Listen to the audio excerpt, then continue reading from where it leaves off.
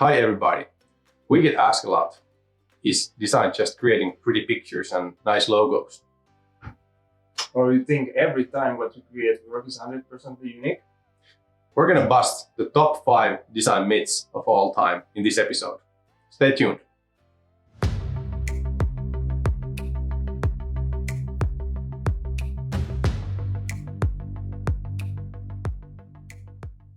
Hi guys, welcome to the Vihta's 4th episode, wasn't it so?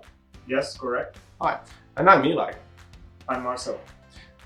Welcome back. So today's episode is going to be about design. We're going to bust 5 most common design trends of all time. So I've heard that graphic design is just, creating nice pictures and logos. Is that so, Marcel?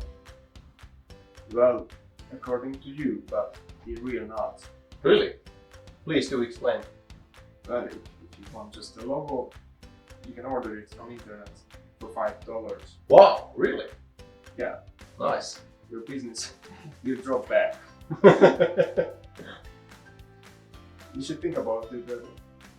For who, which audience they want to make satisfied and show your competency. If you go with a cheap logo, then they won't trust you. But is the design just about those logos, or is it something else nowadays? Definitely not. It's more entire branding. It's not only branding. It's branding supports your business, supports marketing, strategy, sales, entertainment. So it's all about to keep them together. And then graphic designer, you can't even call anymore like that. It's more like the creative person, visualizer, or art director, UX designer, anyhow we call it. Okay. In my career, I've used actually graphic design for many purposes as well. But the one thing that really comes out really often is just graphic design is just for print mediums, right? You can't use it anywhere else. Oh, it's a very, very old cliche. Already 10 or 20 years ago it was super archaic. Of course not. It's few percentage what we print nowadays. Some people misunderstand that print and digital platforms are very different. They are actually not. If you think about on a website, the typo rules, they are coming from the printed rules. Of course, they differ, but the basic is the readable distances between lines, or divide the paragraphs with background and style. But it's easier to read quite a lot of content, easier to understand. It's the same thing. I've heard that you really need expensive tools to create really nice design. Is that true? That you have to pay like thousands of euros for a single software license? You can start with smaller scales. Think about a paper and a pencil. I like that. You shouldn't drop to the trash bin that. If you go straight to the Macom, the sketch won't be never enough original, enough leisure. You basically tie your own hands. So you should keep it free in the beginning. Let me tell you something. If you hire a graphic designer, you often want somebody who has academic university background, who's studying a lot this subject, but actually I do think you can learn yourself at home, cheaper devices. Of course, Adobe package you should have, but it can start with Paint on a PC, so don't worry about that. Sounds good. I like to try that Paint version myself. If you are looking at stuff from internet about design, you really often come across about design trends that they're changing, and many companies that build designs are just following trends. Is that true? Are you doing it as well? You think this is copy?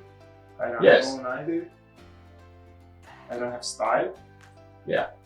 Well, probably you didn't just come out from the cave like Flintstone. So you heard about developers, coders, they need to know a lot of languages, many parallel So designers need to know also a lot of visual languages.